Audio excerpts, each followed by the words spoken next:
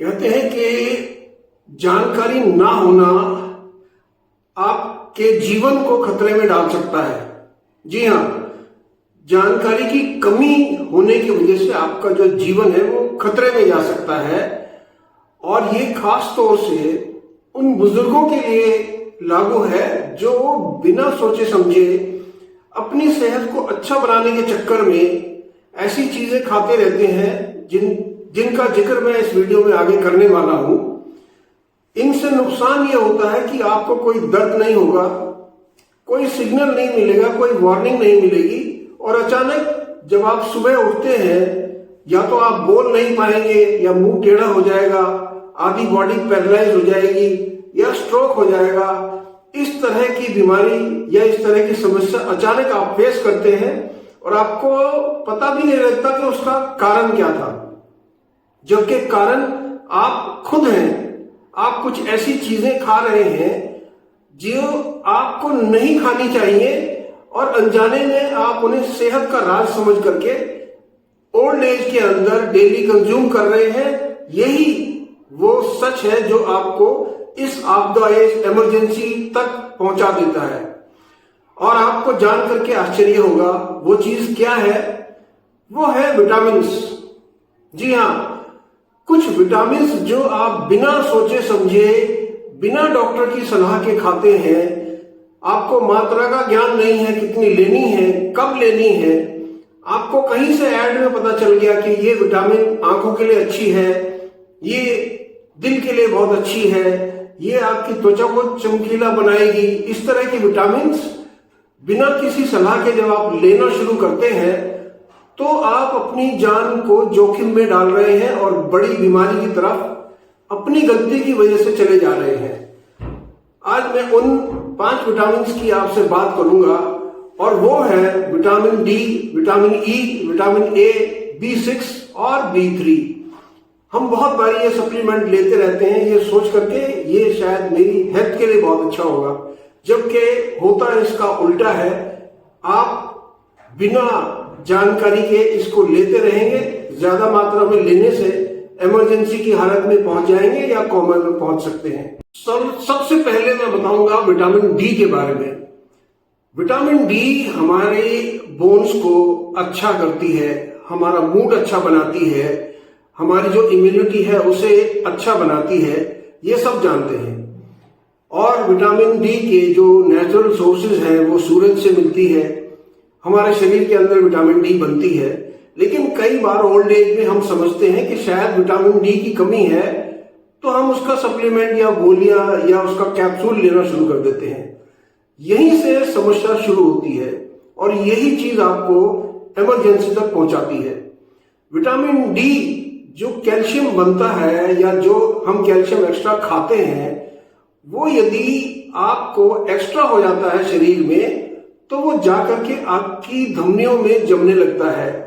और जो extra calcium जब धमनियों में जमेगा तो आपकी जो नसें हैं वो सख्त हो जाएंगी और जो नसों का जो नैरो पाथ हो जाएगा जिसके अंदर से खून जाता है वो पतला हो जाएगा।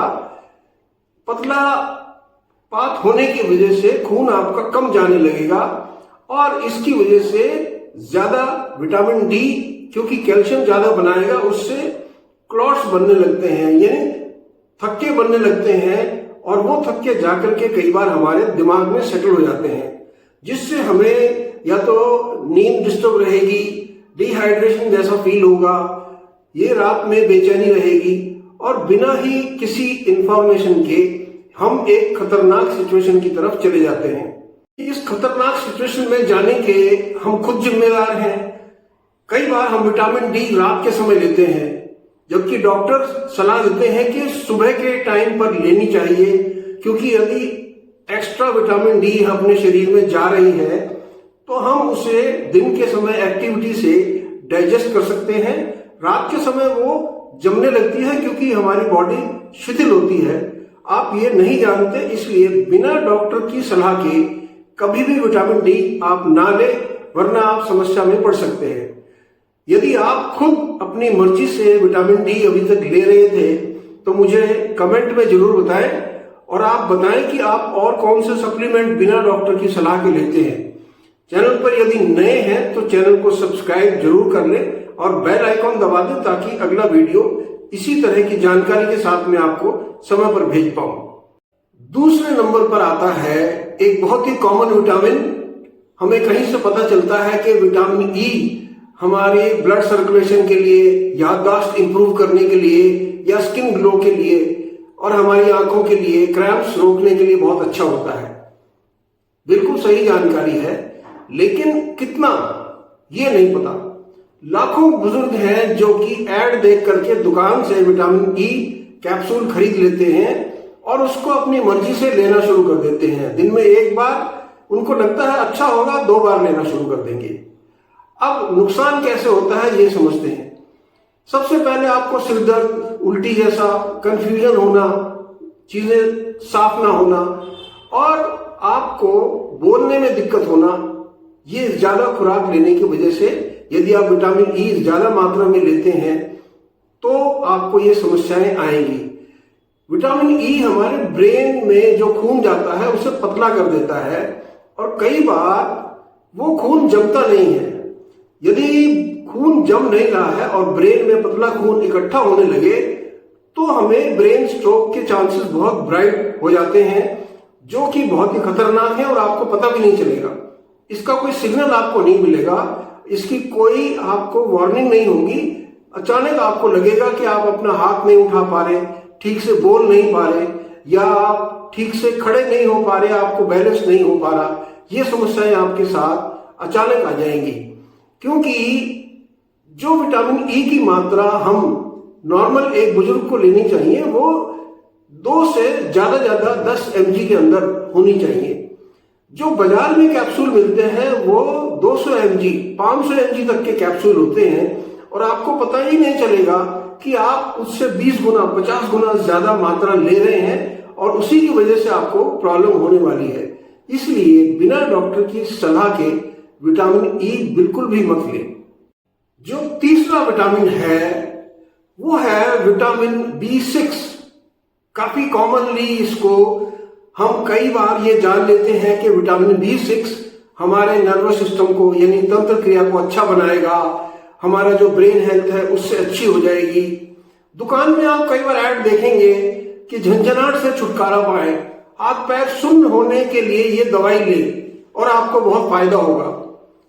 अनजाने में कई बुजुर्ग जाकर के उस दवाई को या उस कैप्सूल को जो B6 का होता है खरीद लेते हैं और खाना शुरू कर देते हैं।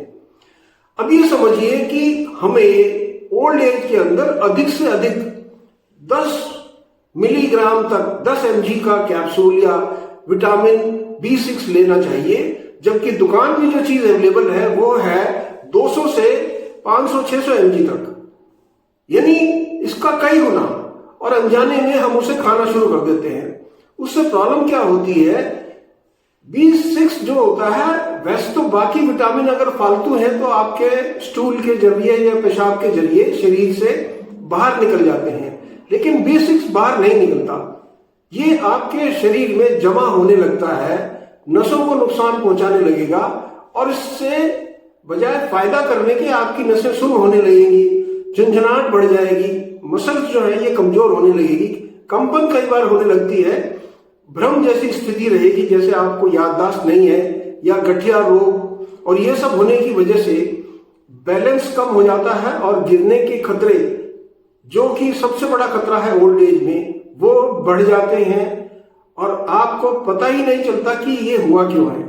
इसलिए बिना डॉक्टर की सलाह के B6 भी बिल्कुल ना ले। मेरी ये एडवाइस सभी सीनियर सिटीजन से जरूर है। जो चौथा विटामिन है वो है विटामिन ए। विटामिन ए भी हम काफी जानते हैं, हमारी आंखों के लिए अच्छा होता है, स्किन के लिए यानी हमारी त्वचा के लिए बहुत अच्छा होता है। लेकिन यदि हम ज्यादा मात्रा में विटामिन ए ले रहे हैं, इसमें भी समस्या वही है कि ये शरीर से बाहर नहीं निकलता और ये हमारे ब्रेन में, दिमाग में जमा होने लगता है, जिससे कि हमारे दिमाग की नसों पर प्रेशर बढ़ जाता है, लीवर की फंक्शनिंग पर इफेक्ट पड़ता है और हम ओल्ड एज के अंदर अपना सभी जो एक्टिविटी है उसे बहुत स्लो कर देते हैं इस समस्या की वजह से।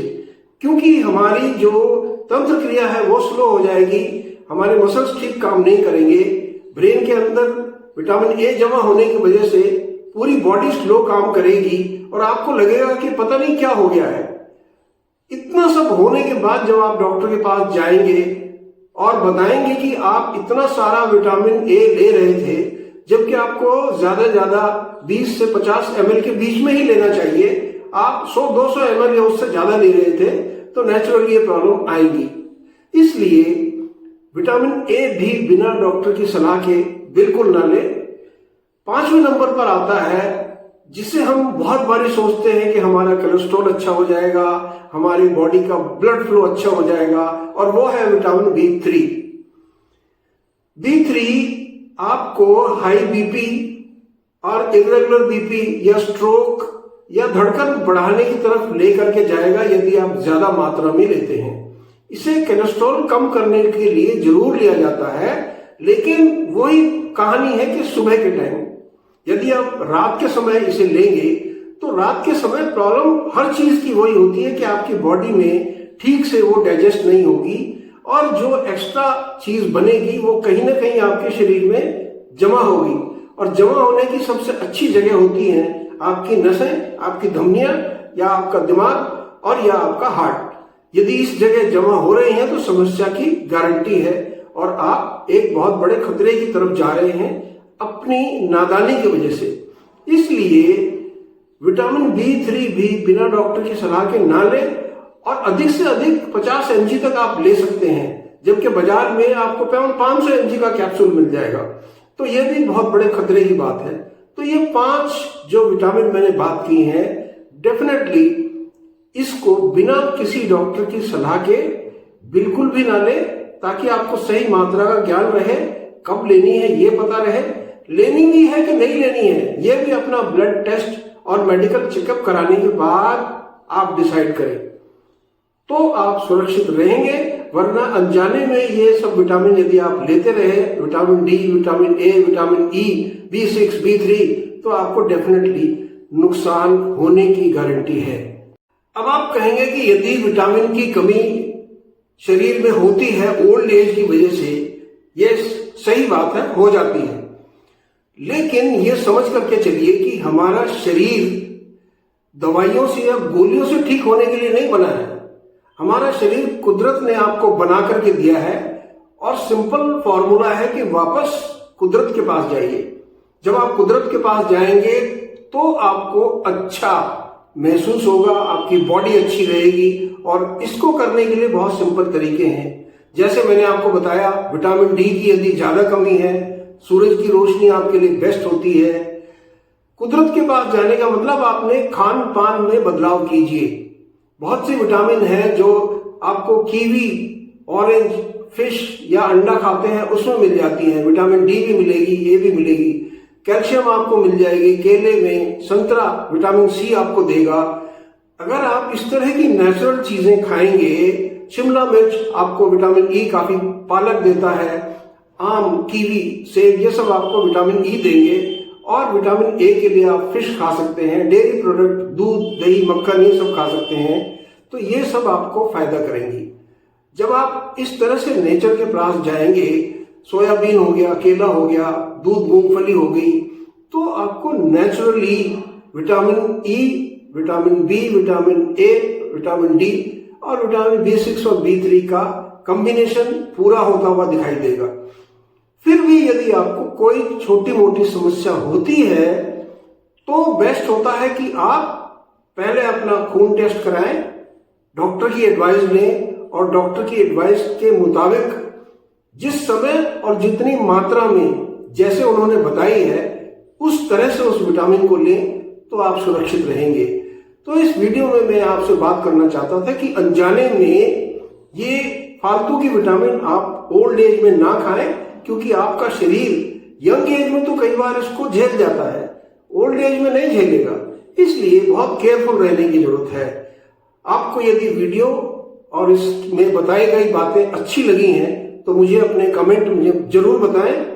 कमेंट में यह भी बताएं कि आप गलती से कौन सी विटामिन ले रहे थे, और जैसे मैं रिक्वेस्ट की है आप उसे बंद कर दीजिए, डॉक्टर की सलाह लीजिए और उसके बाद जो भी आपने लेना है आप डेफिनेटली लीजिए। उम्मीद है आपको वीडियो पसंद आएगी।